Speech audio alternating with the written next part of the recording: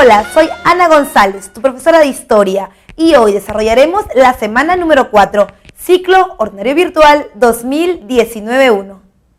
Bien, vamos con el horizonte temprano. Cuando hablamos de del horizonte temprano, tenemos que hacer hincapié de varias cosas. Primero, ¿qué es un horizonte? Recuerda que para John Rowe, un horizonte es un sistema de expansión, ¿no es cierto? Un sistema de expansión en donde hay una sociedad influyente, que en este caso sería Chavín, a través de qué cosa, de su religión, ¿no? O el sistema de religioso que tienen y el mecanismo que utilizan para ello. Y lo otro también es saber que John Rowe habla de una influencia en el estilo de la cerámica y que esa es la manera por la cual nosotros podemos llegar a saber hasta dónde abarca la cultura. Por otro lado, también hay un desarrollo de las altas culturas de cerámica, de las élites, ¿no? Y por supuesto, que también saber que en este periodo se encuentra dividido en tres formativos: formativo inicial, formativo medio y formativo final, que eso no forma parte de lo que plantea el profesor Rowe, sino de lo que plantea el profesor Lumbreras, que ya lo hemos visto en la semana número 2. Ahora, cuando hablamos del horizonte temprano, indudablemente tenemos que hablar de Chavín y, por supuesto, reconocer que todos los horizontes son periodos de expansión de la cultura y por lo tanto se van a alimentar de otras sociedades anteriores, y por eso estamos hablando de que Chavín y el horizonte temprano son también considerados como periodos de síntesis, la primera síntesis cultural del Perú. Además, entre las características del horizonte temprano y por supuesto Chavín, ¿no?, tenemos que Chavín tiene un tipo de gobierno teocrático. ¿Qué significa que tenga un tipo de gobierno teocrático? Que va a gobernar un sacerdote. ¿Qué tipo de sacerdote, profe? Sacerdote especialista. ¿Especialista en qué? En ingeniería hidráulica y astronomía. Estos dos elementos son sumamente importantes en la medida en que los Chavín viven en una zona alta, y esa zona alta tiene un territorio lleno de roca madre, y la roca madre impide el desarrollo de las raíces de las plantas que pueden llevarla a una agricultura exitosa. Entonces, el lugar en donde Chavín se desarrolla básicamente le impide este sistema agrícola, y lo que tienen que hacer es buscar en los valles, o sea, en la parte baja, buscar a alguien que le pueda dar su excedente de producción. Lo que quiere Chavín es un tipo de gobierno teocrático para el control del excedente de producción de las otras sociedades a partir de los conocimientos de astronomía y también los conocimientos de ingeniería hidráulica. Entonces, hay una muy buena combinación entre las necesidades que tiene el Chavín de alimento y por supuesto el tipo de gobierno. Ahora bien, también recuerda, fue la capital, fue el principal destino de peregrinación religiosa, súper importante porque para ellos el elemento de dominación es su Dios, pero no tanto quién es el Dios, sino qué cosa hace el Dios, porque hay que ponernos a pensar que los Chavín están dedicados a organizarse alrededor de sociedades que son agrícolas, y en las sociedades agrícolas lo que más se cuida es la producción, así que si los dioses vienen dirigiendo su poder al control de las lluvias, al control de los ríos, entonces vamos a tener muy, muy buen éxito, ¿no? En el caso de los Chavín ya ellos sabían esto. En cuanto a la economía, recuerda que la economía de Chavín está basada en la agricultura intensiva, es decir, en espacios pequeños, con producción también menor y de menos calidad.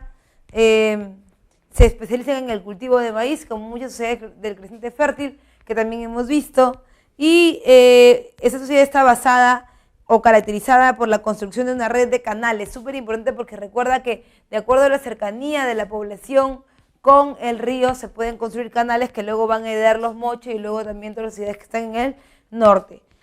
Lo que está buscando Chavín es crear todo un artificio, todo un teatro, porque la idea es crear lo que nosotros vamos a llamar como el teatro del más allá, es decir, artificios que permitan a la gente creer, que convenzan a la gente de que tienen un Dios sumamente poderoso que es el que va a controlar su excedente de producción.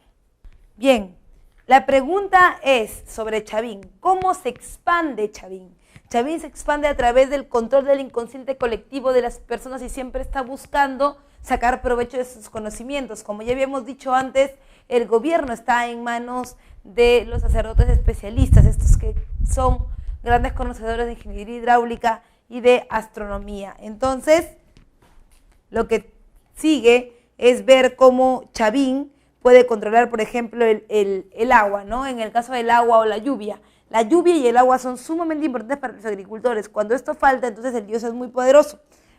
Los Chavín iban y les dejaban el recadito, digamos, a las sociedades que estaban alrededor y le decían, bueno, mi Dios ha dicho lo siguiente, que tienes que anexar a nosotros, que tienes que hacer lo que nosotros digamos. Y la gente obviamente siempre defiende su libertad, nunca quería estar con los Chavín. Pero los Chavín sabían, eran conocedores de cuándo iba a llover, cuándo iba a haber sequía, de qué cosa iba a pasar y cuáles son los movimientos que iban a haber en el clima en las próximas semanas. A través del conocimiento de los astros en la astronomía, que se podía determinar, por ejemplo, cuándo iba a llover, cuándo iba a haber sequía. Claro que siempre tiene sus márgenes, ¿no? No necesariamente todo tiene que ser exacto, pero la mayor parte de las veces atinaba, por lo tanto la gente creía con mucho fervor, ¿no? Ahora,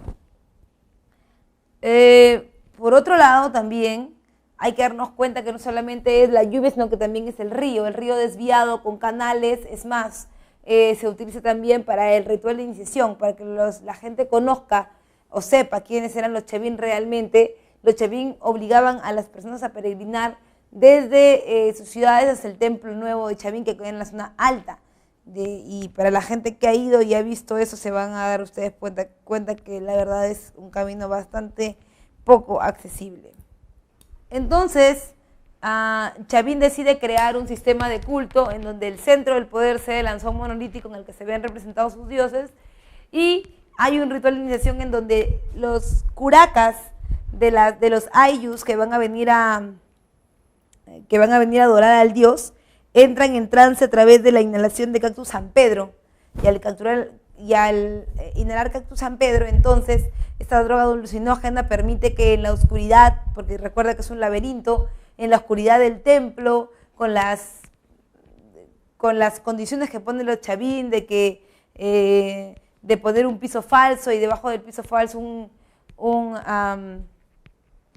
ducto hidráulico que permita sacar el agua del río y llevarlo para la parte baja del templo y que la gente no se dé cuenta. Entonces, ¿cómo hacían los Chavín? Los Chavín te hacían ingresar al templo nuevo, y luego, por supuesto, de haberte dado el cactus San Pedro, y entonces tú entrabas a un lugar donde estaba totalmente oscuro, que era prácticamente un laberinto, entrabas y tus pies, boom, boom, boom, sonaban con mucha fuerza, ¿no? Ahora ese resueno de mucha fuerza tenía que ver con que tú no estabas pisando un piso verdadero, sino que los Chavín habían hecho todo eso para que tú pensaras que realmente era el piso verdadero, pero en realidad estaba sobre un piso falso que, al ser como una caja vacía de resonancia que no veías tú, pues obviamente multiplicaba por 5 o 6 veces el sonido de la pisada, ¿no? Entonces imagínate, tú estabas drogado, tenías esas pisadas encima y entonces te abría en la compuerta de agua para que entrara el agua con toda la fuerza, golpeara los ángulos de esta técnica hidráulica, estos grandes ductos hidráulicos. Entraba el agua y cuando entraba el agua golpeaba como si fuera un rugido de jaguar, ¿no? Que tú nunca habías visto y que te aterrorizaba. Y no solamente eso, sino que también hablaban por las compuertas del templo diciendo que ellos eran el dios prácticamente y que te decían lo que tenías que hacer. Es más, si el curaca está drogado, lo más probable es que queda todo, y cuando sale, obviamente sale a decírtelo a ti, porque tú también has ido a la peregrinación, más o menos entre 2 o 3 semanas para ir desde Lima hasta Ancash llevando el excedente de producción. Ahora, todos participan, todos tienen miedo, la idea es siempre reproducir y reproducir y reproducir y reproducir la fiesta para que a todos les quede claro, ¿no es cierto? Ahora bien, los Chavín con eso se van a hacer del excedente de producción de los demás, y con eso van a ir influenciando y avanzando y avanzando y avanzando y avanzando. ¿Bien? Cuando hablamos de arquitectura, no solamente estamos hablando del Dios, sino que también estamos hablando del complejo en general, que fue construido básicamente de piedra, porque ya sabes que en la zona alta lo que más se produce son piedras, ¿no? Y además que la idea es darle una imagen imponente al Dios, ¿no? Por otro lado, está compuesto este templo por 2 templos más pequeños en forma de U y plazas escalonadas y hundidas, galerías filtrantes internas y externas que son parte también del complejo. Y en escultura recuerda la aparición del lanzón monolítico, el estelar de Raimondi, las cabezas clavas y la portada de las Falconias. Eso es algo que los Chavín han manejado muy bien en relación a que como están en una zona alta, tienen gran capacidad de donde sacar piedra, ¿no? En cuanto a su religión lo que tenemos que ver es que, como te lo decía, tiene culto a animales terroríficos, a felinos, a aves, rapaces, a serpientes, etcétera, etcétera, etcétera, ¿no? También celebraban grandes ceremonias religiosas donde se generalizó el consumo de las plantas alucinógenas, como el caso San Pedro y el ritual de iniciación que te estaba comentando al principio de esta unidad. Bien, vamos con Paracas. Bien, cuando hemos terminado con Chavín, la pregunta es, profesora, si Chavín controlaba el excedente de producción, si Chavín controlaba a la gente, si Chavín controlaba a los curacas, ¿por qué cae, profesora? Es muy fácil. Chavín había concentrado todo su poder en esta suerte de teatro que había hecho en el Templo Nuevo. Entonces la gente que siempre consideraba, pues, no tanto el poder de los Chavín, sino el poder que ejercía el dios de los Chavín, porque tú recuerdas que el dios de los Chavín era un dios que conocía, entre comillas, de ingeniería hidráulica, conocía, entre comillas, de astronomía, y eso puede ser algo letal para un simple agricultor. Por lo tanto, el oráculo se convertía muchas veces en por lo tanto, el Dios se convertía muchas veces en un oráculo, es decir, un lugar en donde nosotros podíamos predecir el futuro. El futuro me refiero no al futuro personal e inmediato, sino me refiero al futuro agrícola, ¿no? Que se le preguntaba cuándo iba a llover, cuándo iban a haber sequías, y eso era muy fácil de responder por los sacerdotes en la medida en que ellos veían los astros. Pero tú sabes que jugar con la naturaleza es un poco complicado, ¿no? Así que bueno, los Chavín tuvieron que pasar por una experiencia muy fuerte, que fue un fenómeno del niño al final de su periodo, y ese fenómeno del niño no les permitía dar con asertividad algunas apreciaciones sobre los días de lluvia, sobre los días de sequía, sobre los meses de sequía, y es por eso que el oráculo comenzó a fallar. O sea, el Dios decía una cosa y pasaba otra, decía que iba a llover y había sequía, decía que había sequía y llovía. Entonces la gente dejó de creer en él, y al dejar de creer en él dejó de tenerle miedo. Es por eso que el prestigio del oráculo Chavín cae, termina y muere. Ahora, no muere por completo, porque tú sabes que Chavín ha influenciado en diferentes lugares, pero ahora el poder del oráculo se mueve un poco más abajo y se va hasta Paracas. Paracas es una localidad muy pequeña, obviamente tiene mayores posibilidades de no equivocarse en la predicción, ¿no? Porque digamos que sería fácil saber si en esta población específicamente va a llover, ¿no? Y en un tiempo muy alargado. Entonces los Paracas comenzaron a tomar poder, mucho poder, y bajo la influencia de Chavín gobernaron con un estado teocrático, ¿no? Pero un estado teocrático que estaba acompañado de una casta guerrera. Eso es algo que va a ser diferente de los Chavín, porque los Chavín no tenían ejército. Entonces, de Paracas, ¿qué debemos recordar? 2 cosas importantes, que tienen 2 fases: Paracas Cavernas y Paracas Necrópolis. En el caso de Paracas Cavernas, recuerda, y Paracas Necrópolis, tienes que lo más importante que ver de ellos es la cerámica y el tipo de entierro. En el caso de la cerámica, Paracas Cavernas es de tipo polícroma y postcocción. Eso significa que mientras tú haces tu cerámica y está todavía fresca, la pintas y la metes al horno. También llamada cerámica fugitiva. ¿Por qué? Porque cuando yo la pinto, la saco del horno, yo la moldeo, la meto al horno y la saco y recién la pinto, los poros de la cerámica van a chupar la pintura y parecía que se hubiera fugado. También tienes Paracas Cavernas en sus entierros, que son tumbas en forma uterina, ¿no? Ahora, las tumbas en forma uterina tienen idea, o te dejan la idea de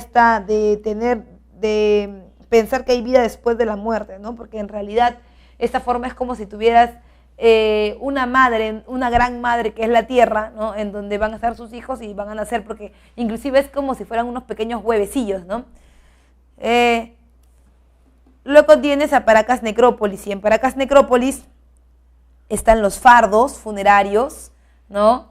En los entierros, y también, por supuesto, la cerámica, que es de tipo monócroma y precocción, ¿no es cierto?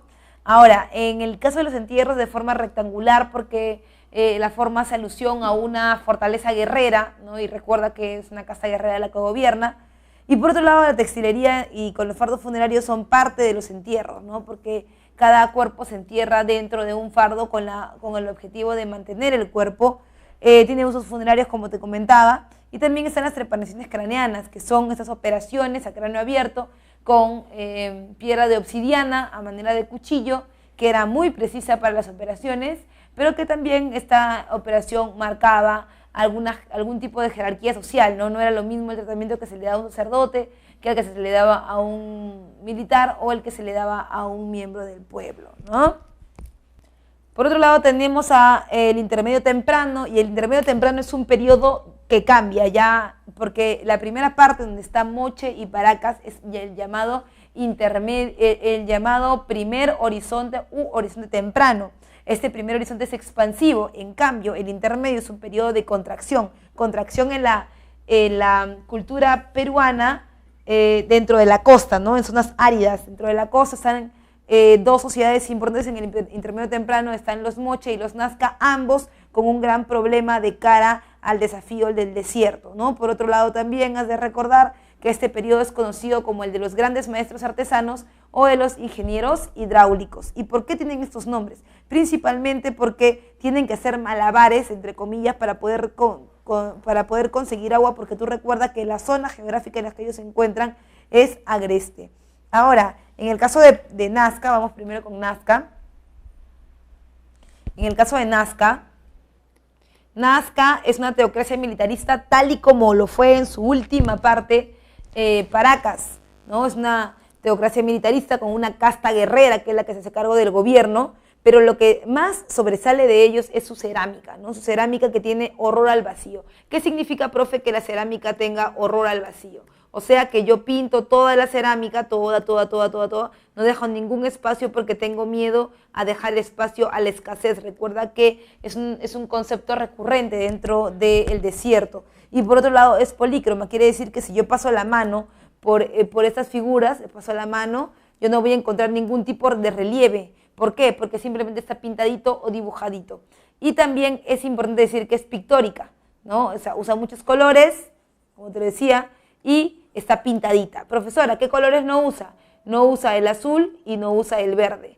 ¿Por qué no los usa? Porque son marcadores temporales. Tú recuerda que ellos consideraban, bueno, en realidad cuando cuando los rayos solares caen perpendicularmente a la Tierra y rebotan, ¿no es cierto? En el verano no solamente es sobre la Tierra, también es sobre el mar. Cuando traspasa la primera capa de mar, esto provoca que aparezca plancton, un aumento del plancton en el mar, y con ello, por supuesto, el desarrollo de las algas, y las algas vuelven al mar de color verdoso, que es el que les va a permitir el mantenimiento a través de los mariscos y los peces. Por eso es que no se toma el verde. Y obviamente se supone que el dios tiene alguna relación con esto. Y el azul, porque recuerda que cuando esto no pasa, el mar está azul porque estamos en invierno. Entonces eso es importante. Es pictórico, es polícromo y no usa talleres, porque a diferencia de otras culturas, los nazcas simplemente hacen confección de cerámica en sus casas. Luego tienes la ingeniería hidráulica, y dentro de la ingeniería hidráulica tienes a las galerías filtrantes. En el caso de las galerías filtrantes,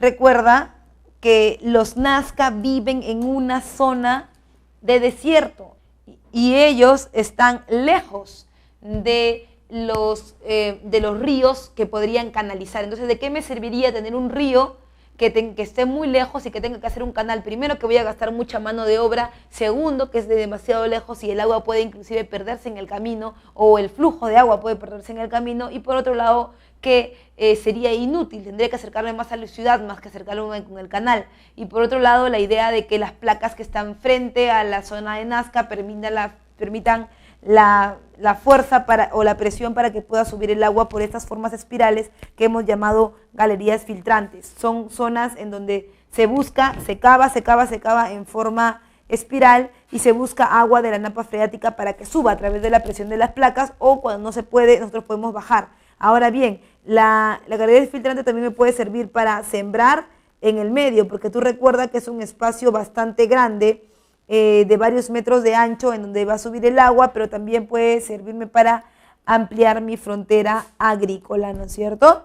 Ahora, aunado a las galerías filtrantes, también tenemos lo que se conocen como los geoglifos. Los geoglifos Nazca son básicamente un culto al agua. Hay muchas teorías. Está la teoría de la profesora María Reich, está la de Reinhardt, está la de Toribio Mejía Césped, y tú me preguntarás cuál es la más importante. Bueno, la Universidad de San Marcos considera que son un camino ceremonial en búsqueda de ríos subterráneos para que salga el agua. Son marcas, ¿no es cierto?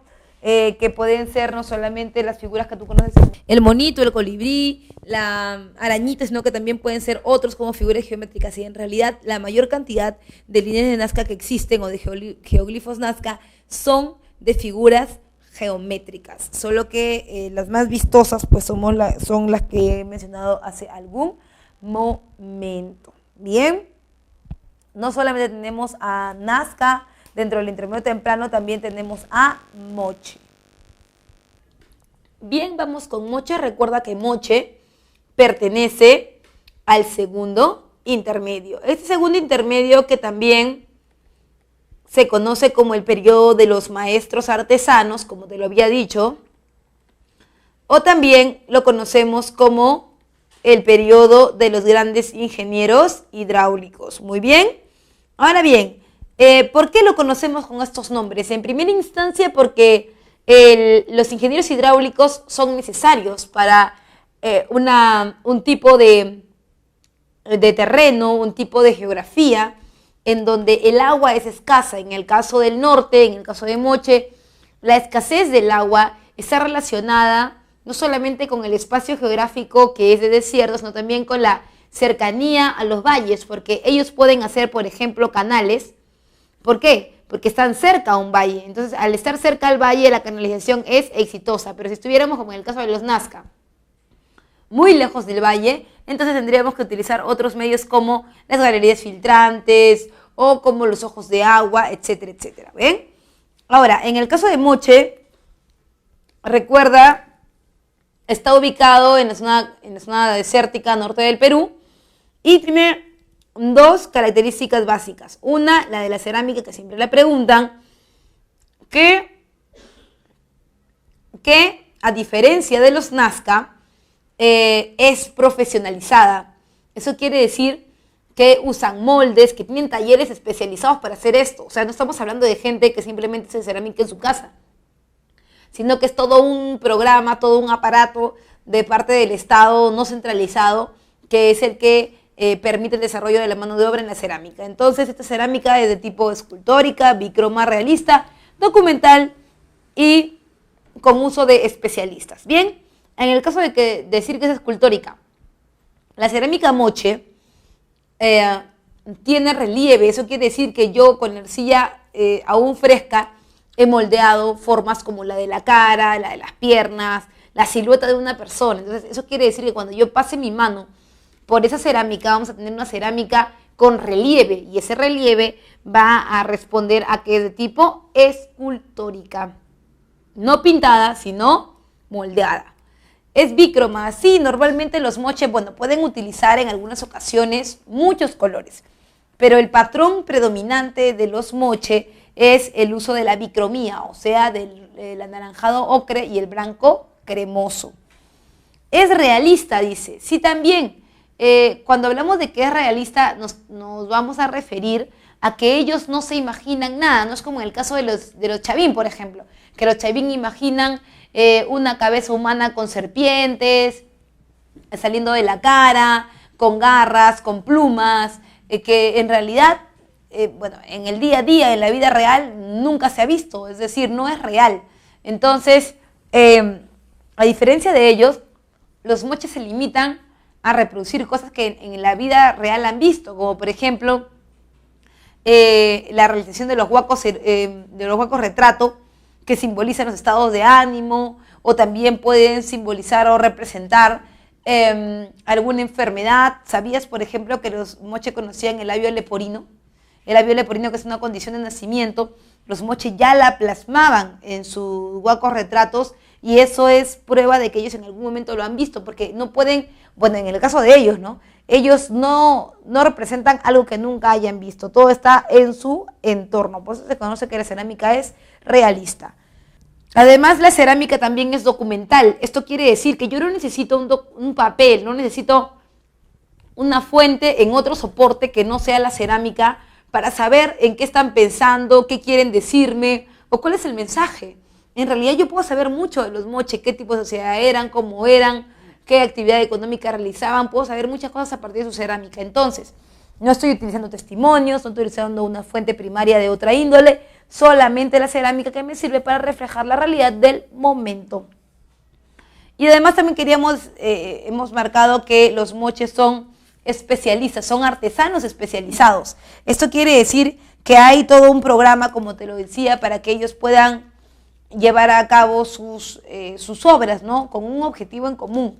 Por ejemplo, de un objetivo pedagógico, un objetivo político, etcétera, etcétera. En cuanto a la arquitectura, son centros urbanos, ceremoniales en su gran mayoría. Cuando hablamos de la arquitectura podemos hablar también de los famosos adobes tributarios.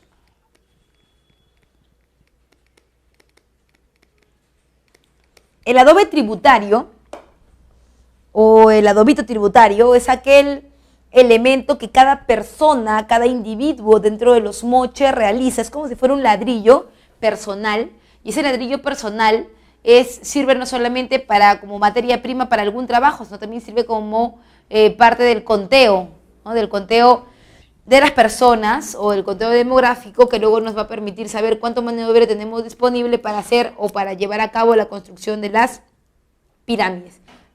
Por eso, aunque los moche son una sociedad pequeña, una sociedad que todavía no tiene una gran cantidad de habitantes, los moche, ¿no?, pueden disponer de la mano de obra y disponer de la materia prima de acuerdo a la organización arquitectónica que tienen. Por otro lado, esa es su ingeniería hidráulica, y la ingeniería hidráulica está propuesta por canales, aprovechamientos de los valles y sistemas de irrigación. Cuando hablamos de los canales, ya sabes tú, justamente está en este gráfico, en donde la intersección del río permite una recanalización hacia las tierras de cultivo que ellos tienen alrededor. El aprovechamiento del valle. Hay algunos productos que ellos van a utilizar con mayor precisión, y hay algunos otros que le van a ayudar más bien a mantenerse dentro del espacio geográfico, como por ejemplo el árbol del algarrobo.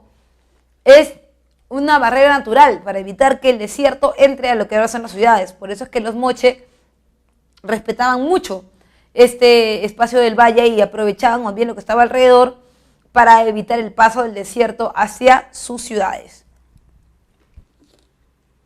Y finalmente el sistema de irrigación, que es básicamente un sistema de canales que nos va a permitir llevar el agua a todos los sectores que querramos, en la medida que estén cerca del espacio de alimentación que es el río, porque en realidad la única manera de mantener hidratada la tierra es a través de los canales.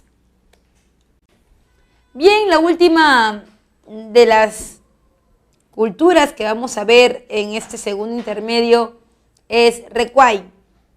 En el caso de Recuay, recuerda que va a ser una parte de las amalgamas para la aparición de Wari, y ahí tienes que tiene una cerámica que está basada en el caolín, que es un tipo de pigmentación, la arquitectura sólida, simétrica, la escultura es lítica, con formas humanas, ¿no?, forma de divinidades antropomórficas, que nos van a dar luces de una nueva forma de ver la religión en este lado del Perú, ¿no? Bien, vamos con Tiahuanaco, Cuando hablamos de Tiahuanaco, hay que notar que estamos ya en el segundo horizonte. ¿Y qué es el segundo horizonte? Como tú ya lo sabes, ya lo hemos repasado en clases anteriores, un horizonte es un periodo de expansión, de influencia de la cultura. Y en el caso de Tiahuanaco, su influencia es básicamente religiosa y, por supuesto, hablamos de una sociedad expansiva, colonialista, expansiva, que influye hacia otros espacios. ¿Bien? Entonces, Tiahuanaco es una sociedad del segundo horizonte que se encuentra entre el altiplano boliviano, el sur del Perú y el norte de Chile, ¿no? En esta zona que llamaremos meseta 4.800 metros sobre el nivel del mar. Bien, en cuanto a la política, es una política con un estado expansivo colonizador. ¿Qué quiere decir esto? Que Tiahuanaco no posee ejército, ¿no? Sobre todo en el campo del ataque, no posee ejército, y que se expanden a través de ¿qué cosa? Se expanden a través de la religión. En cuanto a la economía, Tiahuanaco tiene una condición bien interesante y es su medio geográfico. El medio geográfico. Tiahuanaco está ubicado a 4.800 metros sobre el nivel del mar y esto le dificulta en la obtención de excedente de producción. Me refiero a que le dificulta tener papa, no sé, ají. Lo único que hay en Tiahuanaco es ganadería de altura, es decir, la crianza de llamas, guanacos, alpaca, pero con un forraje también bastante pobre, bastante débil, ¿no? En relación a que allí, a los 4.800 metros sobre el nivel del mar, no crece prácticamente nada, ¿no? No es que tengamos grandes parcelas de comida, porque en realidad el frío es seco en el día, mata las hojas de las plantas, y es seco en la noche también mata el crecimiento de las plantas, ¿verdad? Entonces, por eso es que tenemos el famoso control vertical de los pisos ecológicos, porque con él vamos a conseguir excedente de producción de otros lugares sin necesidad de armar una guerra, simplemente a través de los colonizadores, ¿ya? En el caso de Tiahuanaco, el control vertical de los pisos ecológicos y los guaruguaru o camellones que te presentamos a continuación son técnicas agrícolas muy importantes para su desarrollo. ¿Por qué? Tú sabes que 4.800 metros sobre el nivel del mar, ¿no es cierto? No crece nada, solamente que ese ichu. Y cuando hay posibilidad de crecimiento de las plantas hay que cuidar mucho ese crecimiento, estar monitoreando constantemente, porque si no, no tendremos excedente de producción. Entonces, ¿qué hacían los tiahuanacos? Los tiahuanacos ponían agua hacia abajo y sembraban hacia arriba. Vamos a poner cómo siembran. Bien, los tiahuanacos tenían la necesidad de sembrar hacia arriba, ¿no es cierto? ¿Por qué? Porque esto les permitiría mantenerse alejados de ¿qué cosa? Mantenerse alejados de la roca madre que está por aquí, ¿no es cierto? Y que no les permitiría una buena agricultura desde el comienzo. Entonces, por eso los tiahuanacos siembran hacia arriba. En el día, el sol cae perpendicularmente a la tierra y forma un ángulo perfecto de 90 grados, que es el mismo que atraviesa la primera capa del agua y la calienta. Al calentarla, entonces, en el día esa agua emposada está a una temperatura alta y en la noche sale en forma de vapor de agua. Recuerda que en la noche, si el frío quemó en la noche, la luna también hace lo mismo, ¿no? Entonces, para evitar esto, es que en la noche sale en el vapor de agua y crea microclimas, humedece las hojas de las plantas y en el día alimenta la planta por filtración. Entonces, en la noche por filtración, en la noche por vaporización, van a encontrar todo el excedente de producción que necesitan. Ahora bien, a veces no es suficiente esto, porque esas técnicas pueden ser muy exitosas, pero solamente pueden desarrollarse en pequeñas partes, ¿no? No es que en todo el territorio. Es por eso que los tiahuanacos decidieron adoptar esa segunda forma, el control vertical de los pisos ecológicos. Bien, el control vertical, como tú lo ves, a 4.800 metros sobre el nivel del mar es casi imposible poder producir. Por lo tanto, se mandan a los mitimaes, que son esos colonizadores que llegan a dar las buenas nuevas de los del Tahuantinsuyo, y por eso, una vez ya enganchados con su Dios, podemos excedente de producción. Por ejemplo, lo de la cosa va a dar pescado y lo vamos a llevar a Tiahuanaco, el ají también lo vamos a llevar, la papita también, el maíz también, y así sucesivamente. Entonces, Tiahuanaco lo concentra todo y lo redistribuye, es decir, lo vuelve a mandar a sus lugares. Por ejemplo, si tú has dado, no sé, pescado, a ti te darán papita. Si has dado ají, te darán carnecita, así para diversificar tu dieta alimenticia y que no solamente comas una cosa. Por otro lado, también es importante mencionar que aunque hay reciprocidad, organización, el único problema es que esos sistemas, circuitos, no alcanzan para siempre porque puede ocurrir algo en el medio, y ese algo en el medio que ocurrió no permitió que siguiera manteniéndose el Tahuantinsuyo, y es por eso que no permitió que se siga manteniendo la organización de Tiahuanaco, por eso es que se fragmenta en varios pedazos. Bien, entonces la idea es que dentro de Tiahuanaco, cuando uno no tiene la posibilidad de tener todo, de poder sembrar y cosechar, se busca excedente de producción en otros pisos ecológicos a partir de la concentración del poder de la religión desde la mirada de los colonizadores. Ahora, muy bien, imaginemos que Tiahuanaco ha recolectado todo. Tiahuanaco tiene que asegurarse que a él le van a volver a dar ese excedente de producción en una próxima oportunidad. Por lo tanto, tiene que redistribuir los productos, y en este caso le entregará al que entregó, no sé, pescadito, le darán papita, al que entregó carnecita le darán ajicito, y así por el estilo, ¿no? Para que todos diversifiquen su dieta alimenticia. Por otro lado, también hay que tomar en cuenta que ¿qué le pasa a Tiahuanaco? Parece que Tiahuanaco fuera lo máximo, parece que el control vertical le va muy bien, el guaru guaru le va muy bien, pero ¿qué está ocurriendo en medio de todo, no? Y es que una gran helada golpea a Tiahuanaco, y esto hace que los guaru guaru no funcionen y que el control vertical tampoco lo haga, porque recuerda que el control vertical va acompañado de la deshidratación de los alimentos, que es una técnica para conservar los alimentos por mucho tiempo, pero ni así se va a poder, porque recuerda que una gran helada azota toda la zona de la cordillera, y que eso evita que se pueda producir, y ya como hace mucho frío, pues que tú ya no pescas lo mismo que antes, pescas la mitad, solamente te alcanza para darle de comer a tu comunidad, pero ya no te alcanza para entregarlo a Tiahuanaco. Por eso es que Tiahuanaco cae, y de cada pedacito que de Tiahuanaco, ¿no? Salen sociedades como los incas, por ejemplo, que van a buscar un mejor futuro desde el Taipicala hasta el Valle del Acamama.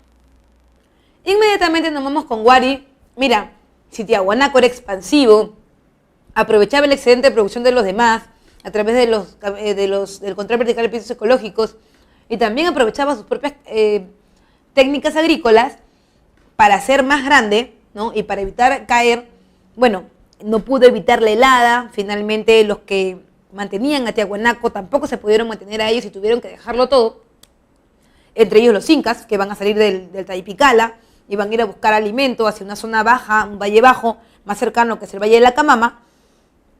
En Wari la cuestión es diferente en relación a que, si bien es cierto, los Wari no están en una zona privilegiada, ni es que están en un valle importante, tienen otra manera de expandirse, y esta otra manera es el ejército.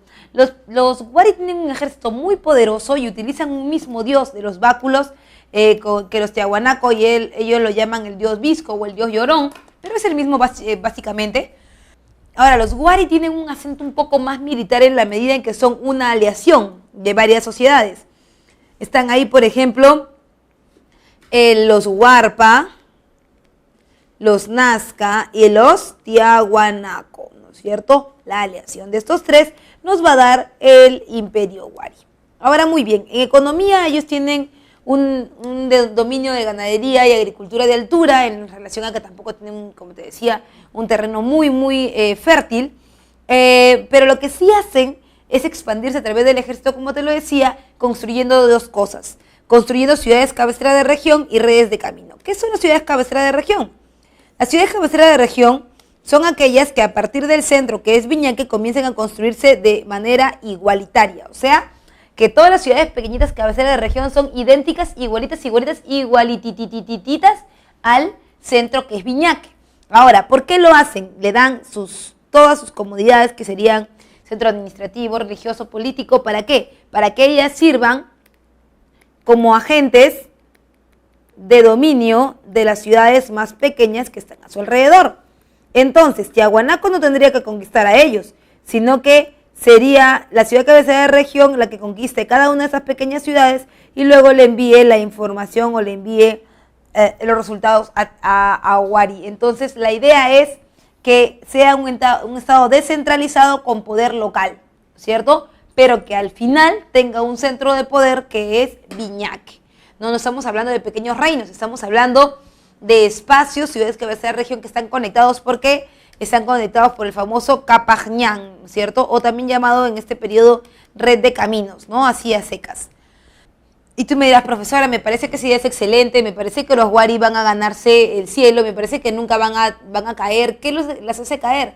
Bueno, la expansión de Wari es tan agresiva, es tan explosiva, que sus dominios se disparan hasta zonas inesperadas. Esto quiere decir que a mayor avance de los Wari, de dominio hacia afuera, hay mayor debilitamiento del poder central, porque son tantas ciudades cabeceras de región que ya ni siquiera se pueden controlar todo. Es más, imagínate que tú fueras la última ciudad de cabecera de región, que estuvieras, no sé, en Río de Janeiro y que Viñaque te quiera alcanzar y te quiera controlar. Va a ser un poco difícil porque en realidad estás muy lejos y además la comunicación va por las redes de camino que tampoco son elementos tan veloces. Entonces, si te das cuenta, con todo lo que tienes y te han puesto adentro, centro administrativo, centro político, centro judicial, etcétera, etcétera, etcétera, todo lo que hay adentro tú te podrías independizar. Y eso es lo que hacen, sí, profe, eso es lo que hacen las ciudades, cada quien se independiza y ahí aparecen las ciudades del segundo intermedio como los Chinchas, los Chancas, los Chimú, los Chichapoyas, etcétera, etcétera, etcétera. Bueno, ahora nos vamos con las preguntas. Bien, vamos con la pregunta número 1, dice, para la arqueología el término Chavín también hace referencia a un estilo artístico de gran influencia y impacto en los Andes. Los mecanismos de dicha expansión no están del todo claros. No obstante, se considera que la propagación del fenómeno Chavín se realizó por medios religiosos no violentos. Las distintas comunidades andinas adoptan el estilo Chavín con el interés de asimilar sus avances en agricultura, sus conocimientos astronómicos y ser parte de su prestigiosa comunidad religiosa. Del texto podemos concluir que el gobierno de la cultura Chavín fue, bueno, si estamos hablando de que su influencia fue a través del Dios, de la religión y de todo lo que gira alrededor de esto, que inclusive tiene que ver con la cerámica, porque la cerámica es un reflejo de la religión. Recordemos que en su cerámica puedes encontrar elementos ofídicos, elementos felínicos, entre otras cosas que forman parte del Dios. Entonces estamos frente a una influencia de un gobierno o un estado de tipo teocrático. Por eso tu clave es la letra B. Teocrático. Pregunta número 2 dice, cultura que producía una de las vasijas más finas y elaboradas de la antigüedad andina, se caracterizaron por su policromía, hasta 16 tonos, y el denominado horror al vacío. Una clave acá importante, horror al vacío. La alfarería era desarrollada en unidades domésticas y no en talleres estatales por especialistas a tiempo completo, como en el caso de los moche. Bueno, nos está hablando entonces, dice que es una cultura que producía las vasijas más finas de la antigüedad. Para eso me imagino que debe estar ubicada en lo que tú conoces como el periodo de los maestros artesanos, o sea, en el primer intermedio, puede ser entonces moche o puede ser Nazca, ¿verdad? Ahora vamos a seguir leyendo, dice, se caracterizó por la policromía, Nazca, uso de 16 tonos, Nazca, con horror al vacío, Nazca, no tenía especialistas, Nazca. El texto hace referencia ¿a quién? Bueno, hace referencia a las características de la cerámica de la cultura Nazca. Tu clave es la letra E. Pregunta número 3 dice, los mochicas pueden ser entendidos como un modelo de adopción verdaderamente exitoso al ambiente costero, donde los recursos marítimos estaban combinados con una agricultura avanzada basada en las técnicas de irrigación. Señale los conceptos que se reflejan en el texto. Bueno, hay que darnos cuenta de algo importantísimo, y es que los moche manejan dos conceptos básicos. Uno de ellos es la ingeniería hidráulica, que se muestra aquí en nuestro texto cuando nos habla de la adaptación al ambiente marino costero, ¿no? Que es a través de los canales, por ejemplo, ¿no? Las formas de irrigación, donde los recursos estaban bastante combinados con la agricultura avanzada, ¿no? La agricultura avanzada, interesante, ¿por qué? Porque no solamente vamos a tener uso de la ingeniería hidráulica, sino también uso de las técnicas agrícolas, como por ejemplo el caso que contábamos de la canalización o de la búsqueda de agua para el desarrollo de una agricultura de tipo intensiva. Por eso tu clave es la letra D, hidráulica y agricultura intensiva. Pregunta número 4 dice, el control de pisos ecológicos es un principio económico utilizado por los diversos estados o señoríos para acceder a la mayor diversidad de recursos que ofrece el territorio andino. Complementariedad ecológica. Para ello, se procedía a establecer colonias o enclaves en distintos pisos ecológicos, las cuales mantenían sus prácticas religiosas e identidad a pesar de habitar zonas muy alejadas de su capital. En el sistema de archipiélagos verticales o el control vertical de pisos ecológicos fue desarrollado inicialmente por la cultura, pues ahí es la cultura tiahuanaco, durante el Horizonte Medio, también llamado Segundo Horizonte, ¿no es cierto? O también llamado Imperio Huari por el profesor Lumbreras. Por eso tu clave es la letra C, Tiahuanaco, Horizonte Medio. Como siempre, eso ha sido todo por esta semana. No olvides conectarte con nosotros en nuestro próximo capítulo.